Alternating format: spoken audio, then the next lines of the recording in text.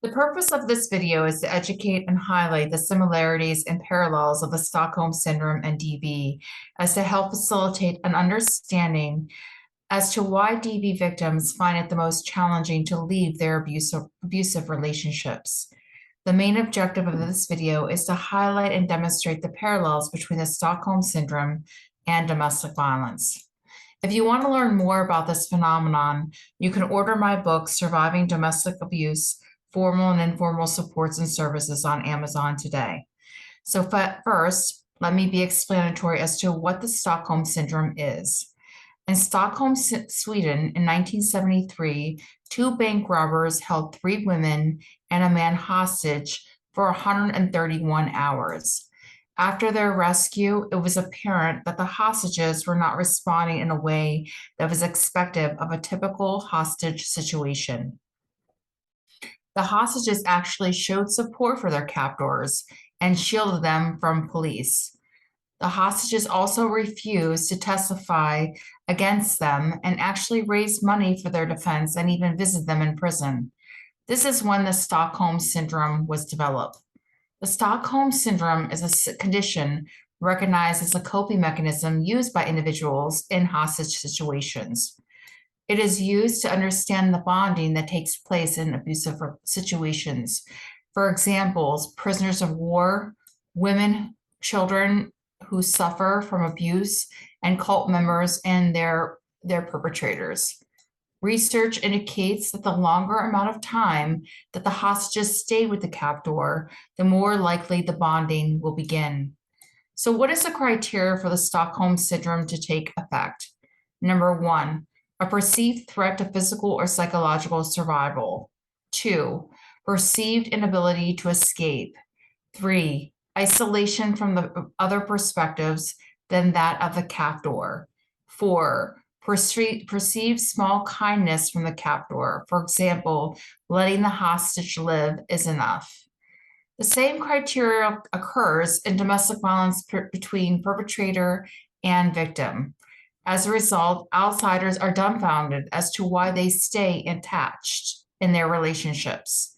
As a result, I'm going to illustrate why victims may stay in abusive dynamics and the parallels between Stockholm Syndrome and DV.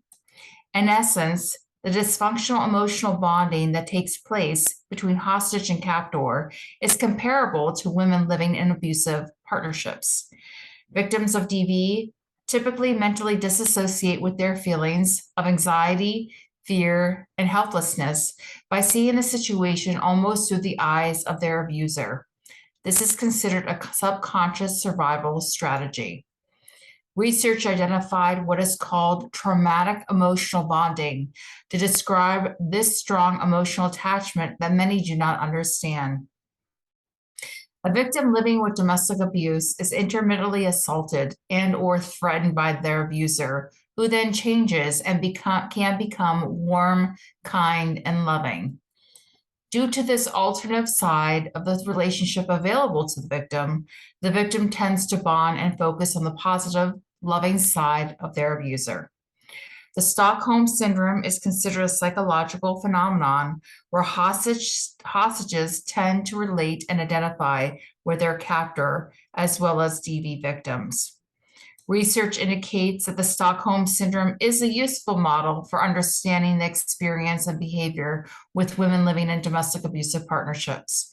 For example, research exemplifies how the power imbalance between abuser and victim can contribute to the strong, intense emotional bonding.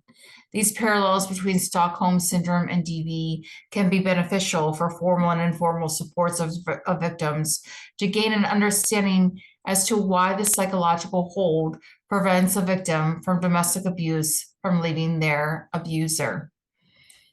By individuals understanding this parallel helps with working more efficiently and proactively with women who suffer from domestic abuse dynamics. So let's get into it. Here are some parallels between the Stockholm Syndrome and DB. The captor/abuser is controlling and can easily become a potentially deadly situation, as this threat is in either situation can be covert and overt. In both situations, fear is instilled and the inability to escape is the reality. In both situations, emotional attachment and bonding takes form, and for the hostage/victim becomes almost protective of their captor/abuser. In both situations, allowing the hostage/victim to live equates to a perception of kindness and hope and refutes feelings of danger and denial, which contributes to the manifestations of the bonding. In both the hostage victims, these similarities are apparent. One, a need to pacify the captor/abuser in order to survive. Two, the hostage/victim adopts the hostage/abuser's perspective and emotionally becomes protective of the captor/abuser.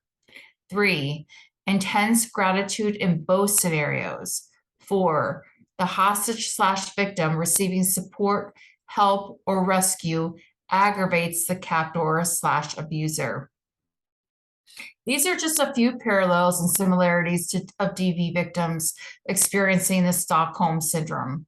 The purpose of this video is to educate and acknowledge these similarities and to help perpetrate an understanding as to why DV victims find it the most challenging to leave. By community supports, family, and friends, learning the understanding of the psychological hold and manifestations of this dysfunctional traumatic bonding that occurs can facilitate different, more effective supports and assistance when interacting with DV victims. In this October month, DV is acknowledged and awareness is even more profound. I hope this video of the parallels between Stockholm Syndrome and DV sheds some light and new perspective of the psychological hardships that victims face when involved in a traumatic emotional bond. Thank you.